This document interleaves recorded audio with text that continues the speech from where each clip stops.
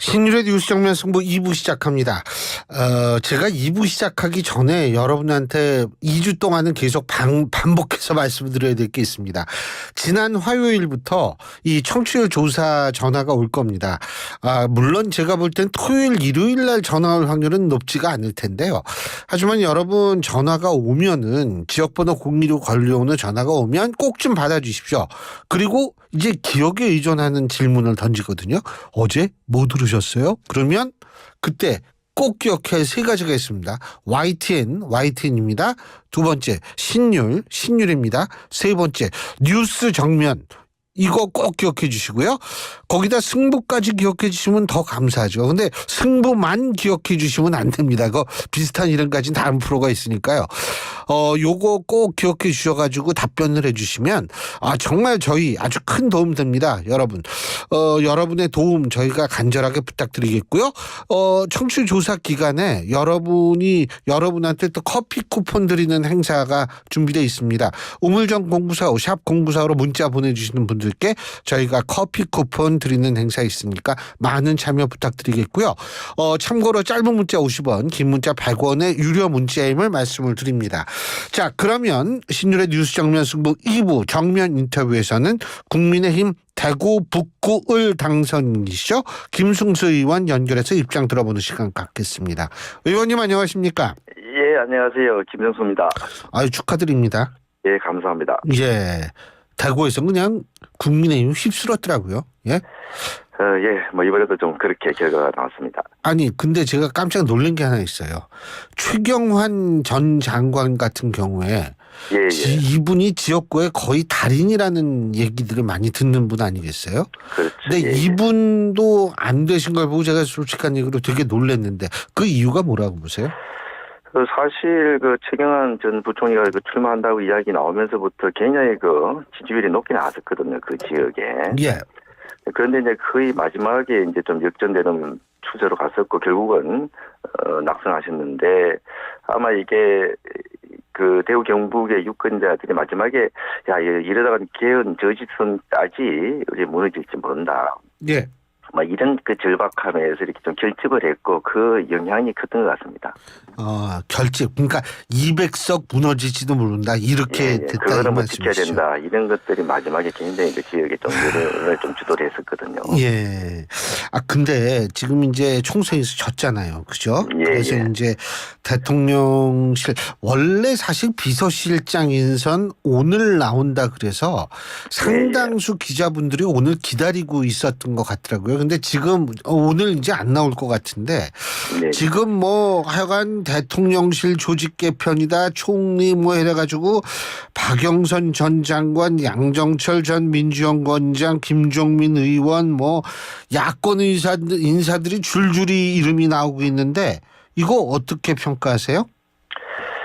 지금 대통령께서나 또 우리 지금 당에서 굉장히 어려운 시기다 그런 인식을 갖고 있기 때문에 이런 낭불 타개할 적절한 인재를 찾는 그런 절박함들이 또 워낙 또 절실하다 보니까 다양한 이야기들이 나오는 것 같습니다. 예.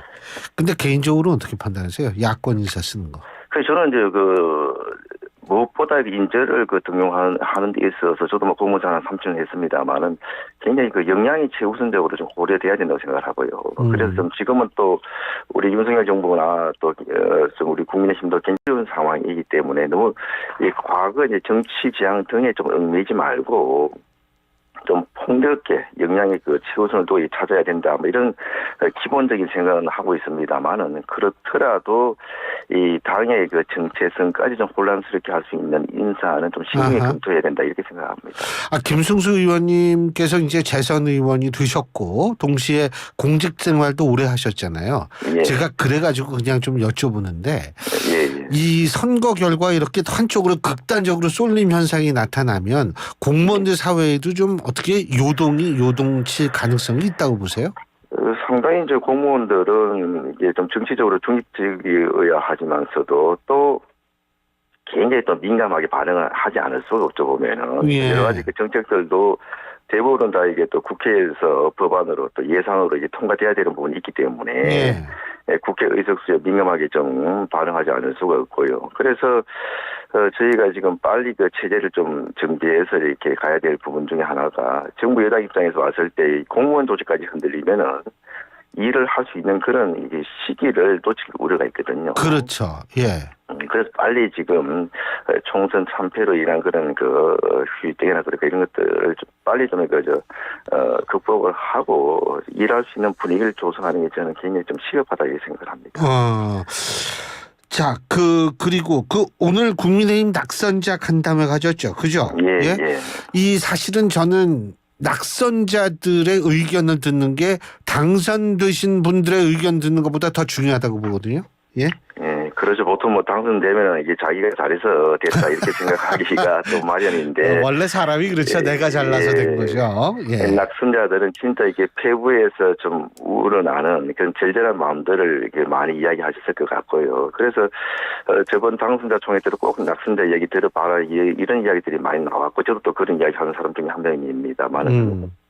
그래서 이 낙선자들의 의견을 이게 하나의 일괄성으로 들을 것이 아니고 진짜 이게 총선 백서 만들어라 이런 얘기도 나왔습니다만은 그런 쪽에 패배의 원인에 대한 이제 분석 이런 것들도 추상적인 분석이 아닌 좀 철저한 분석 또 거기에 따른 대책도 이게 실질이 없는 대책은 필요가 없거든요 보면은 기존에 항상 보면 백서도 보면 한참 늦게 나오고 거의 뭐 오히려 보면 읽어보는 사람도 없이거야 이렇게 떠져버리는 경우가 많은데 이번엔 좀 그게 좀 바뀌었으면 좋겠습니다. 백서는 제가 직접 만들어봐서 아는데요. 요게 조금 가라앉은 다음에 만들어야 되거든요. 그래서 보통 우리가 7, 8월 정도에 만듭니다. 근데 그렇죠. 이제 여의도 연구원에서 다음 주 목요일 날 아마 패배 원인 분석 세미나를 합니다. 저한테도 나와달라고 패배. 근데 제가 그날 수업이 있어서 오전에 못 가요. 그래가지고 저는 그랬는데 어쨌든 뭐 다각적 분석을 할 필요는 있죠. 그리고 가장 중요한 건 지역에서 뛰셨던 후보들 하지만 낙선했던 후보들은 진짜 뼈저리게 원인을 잘 알고 있을 테니까 이 부분도 사실은 좀 귀담아 들을 필요가 있을 것 같고요. 근데 굉장히 중요하다고 생각합니다. 예. 근데 비대위로 가는 거잖아요. 이제 일단은 그죠? 예, 갈 수밖에 없죠 지금 상황이. 그죠? 예. 윤재욱 원내대표가 이제 비대위원장 하는 거죠.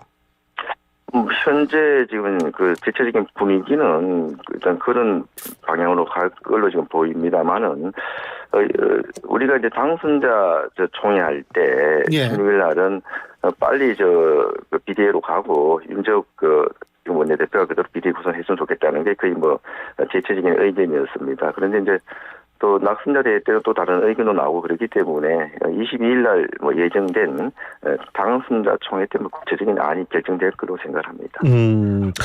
근데요, 이게 지금 벌써부터 이게 논란이 되던데 저희가 어제 그 조정훈 의원하고 인터뷰를 했거든요. 예. 근데 제가 이제 물어봤어요. 그 당원 룰이 당대표 선출 방식이 있지 않습니까? 예. 근데 이게 이제 뭐 당원 투표 100%인데 이게 그렇게 바뀌었죠. 근데 여기 여론조사가 많이 들어가야 된다는 얘기도 있거든요. 어제 조정훈 의원께 여쭤봤더니 조정훈 의원은 100% 당원으로만 해야 된다 이렇게 생각한다고 말씀하셨는데 우리 김승수 의원님께서는 어떻게 보세요? 저번 전당대회 때 그때 이제 그 룰을 바꾸는 과정에서 굉장히 논란이 많이 있었거든요. 예. 그때 논란의 그 핵심이 이 당 대표가 우리 국민의힘 당원들의 대표냐, 아니면 우리 국민의힘 전체 지지자들의 대표냐, 또 그리고 이게 당 대표는 좀 이 국민의힘 당원을 전체 대표하는 거 아니냐, 그때는 그런 인식들을 많이 하셨었고, 그래서 선출직 후보자를 선출하는 그런 룰하고 당 대표를 선출하는 그 룰은 좀 달리 볼 필요가 있다. 또 그리고 기존에 이제 여론조사 50% 또 당원투표 50% 이렇게 했을 경우에 이 당원으로서 오랫동안 헌신 봉사했다 이런 이야기를 많이 하거든요. 책임당원들은. 우리가 이 당원으로서 이렇게 이제 대접받는 게 뭐냐 대우받는 것이 또 이런 주장들을 하시는 분들이 많이 있어요. 보면 그래서 그때 이제 100% 당원투표를 이렇게 변경을 했었는데 사실은 말씀하신 것처럼 기존에는 보통 당원투표 70% 여론조사 30% 이게 오랫동안 이게 유지해 왔었지 않습니까? 네, 그래서 이게 또 전국적으로 또 책임당원들의 비율도 좀 차이가 있고 그렇기 때문에 우리 뭐 당선자들이라든지 이번에 낙선자들까지 이렇게 해서 좀 의견들을 좀 수렴해서 이게 일정 부분은 또 여론조사를 이렇게 반영하는 부분도 뭐 검토할 필요성이 있다고 생각합니다. 그리고 솔직한 얘기로 그 여론조사에 응하는 분들도요, 당원은 아니겠지만 국민의힘에 나름대로 관심을 갖고 있는 지지자일 수도 있고 그런 분들의 의견도 좀 귀담아 들어야 되는 거 아니에요? 왜냐하면 공당이기 때문에. 그죠? 예, 그래서 말씀드린 것처럼 여론조사를 만약에 또 포함시킬 경우에는 반드시 역선택 방지 조항이 좀 들어가야 된다고 생각을 하고요. 예.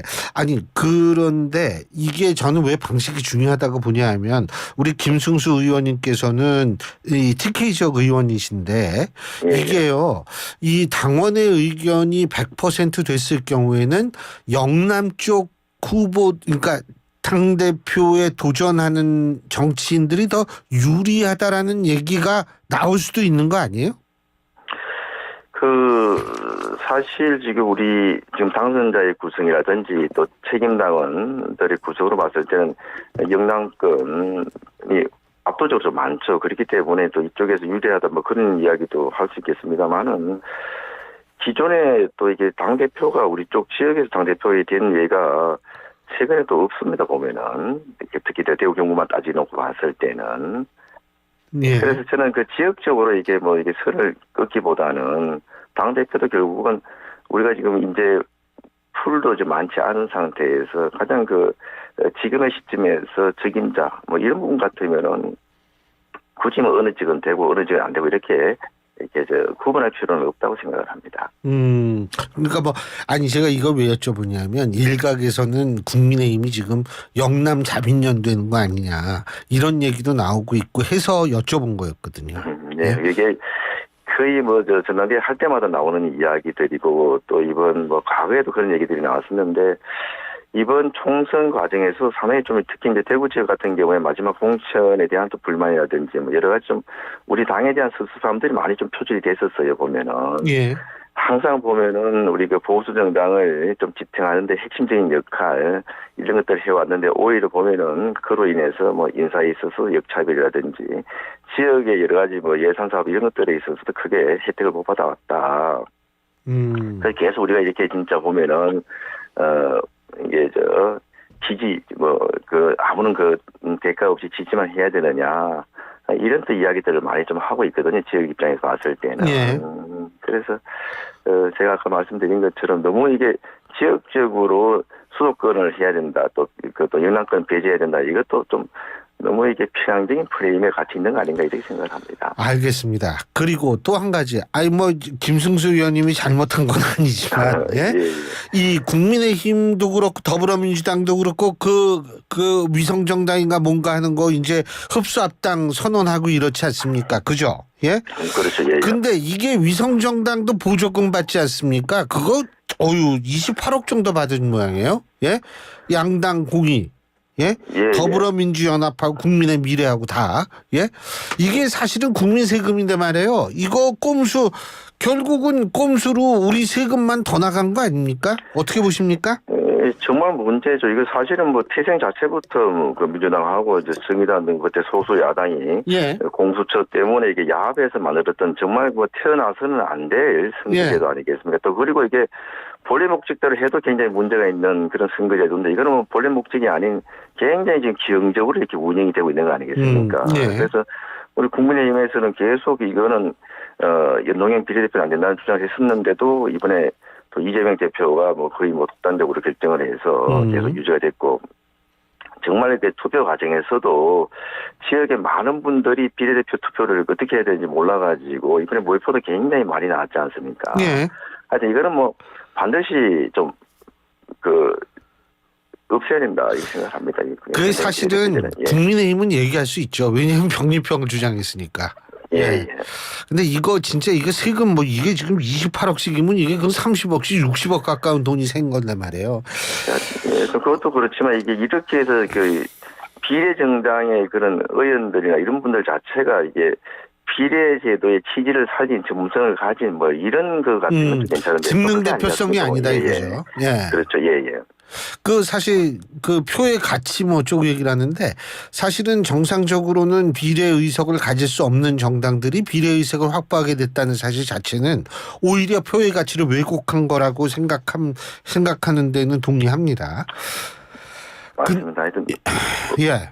어쨌거나 이게 비례대표제가 본래 비례대표제의 그런 직능 대표성의 취지를 못 살리는 그런 상황, 현실 상황 같으면은 우리 당에서 주장했던 것처럼 아예 다 없애는 것도 저는 굉장히 바람직한 방향이다 이렇게 생각을 합니다. 근데 이제 그게요, 장애인목 3석 정도는 남겨둬야 된다라는 얘기가 있거든요. 그리고 나머지는 이제 지역구로 돌리자 이런 얘기가 있는데 사실은 저는 이것과 연관돼서 얘기하는 게 선거구제 문제라고 생각하거든요. 예. 왜냐하면 이번 선거에서 여야 표 차이가 그러니까 지역구 254개 지역구에서 여당과 야당이 받은 득표의 총 합의 차이는 5.4%포인트밖에 차이가 안 나는데 의석수 차이는 근 1.7배가 나거든요. 이거는 결국 사표가 많이 나왔던 거고 이거는 소선거구제의 한계 때문에 이렇게 된 거거든요. 그렇다면 중대선거구제로 좀 바꿔야 되는 것 아닌가 이런 생각도 할 수 있는데 어떻게 보십니까? 예, 뭐 국회의원 선거뿐만 아니고 지방선거까지 이 선거구제 개편에 대해서는 뭐 다 이 장단점이 있는 거 아니겠습니까? 근데 사표가 너무 많아요. 예, 그럼에도 불구하고 이제 소선거구제가 국회의원 선거, 우리나라 국회의원 선거제도 오랫동안 해왔던 거는 그나마 잡음이 또 없어서 또 그렇게 해왔던 거라고 저는 생각하거든요. 그래서 기본적으로 소선거구제의 큰 틀은 유지하면서 지금 현재 나타나고 있는 문제점을 보완할 수 있는 그런 보완적인 그런 선거구제를 이렇게 융합적으로 하는 거에 대해서는 저는 좀 검토가 필요성이 있다 이렇게 생각을 합니다. 아 참, 그 한동훈 위원장 말이에요. 예. 한동훈 위원장 어떻게 이번에 나올 거라고 보세요? 당대표 선거에?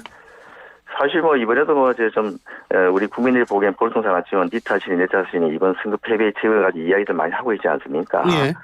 하여튼 뭐 그래서 상대적으로 한동훈 그 위원장이 전체적 선거를 지휘했음에도 불구하고 우리 지역에서 보면 그 책임을 크게 이렇게 지라 이런 얘기도 많이 안 나오고는 있습니다만 그래도 사실 이게 선거에 실질적인 책임은 있는 거 아니겠습니까 보면은. 예. 네, 그렇기 때문에 물론 뭐 한동훈 전 비대위원장 본인이 또 판단하고 또 주변의 상황을 봐야 되겠습니다만은 조금은 이제 바로 나오는 거에 대해 가지고는 좀 신중을 하지 않겠는가 이렇게 생각합니다. 저기요. 그리고 오늘 그 윤석열 대통령이 다음 주에 이재명 대표 만난다고 그러지 않습니까? 예. 그죠? 어떻게 보세요? 늦었지만 환영할 일입니까? 진작에 그러니까 좀 뭐 오히려 국민들과의 소통 이미지를 더 줘야 된다고 보십니까? 어떻게 보세요? 지금은 여러 가지 그 필요성에 의해서 만날 수밖에 없는 상황이 아닌가 이렇게 생각을 하고요. 네. 기존에는 사실 뭐 여러 가지 수사 상황이라든지 뭐 이런 것들이 있었기 때문에 좀 만남이 있어서 좀 조심을 하신 거 아닌가 싶은데 대통령 입장에서도 지금 뭐 이제 임기 곧 3년 차로 접어들고 있고 여러 가지 현안 과제들이 또 국회에 협조를 쉬는 국정 과제들 돌파할 수 없는 것들이 대부분이지 않습니까?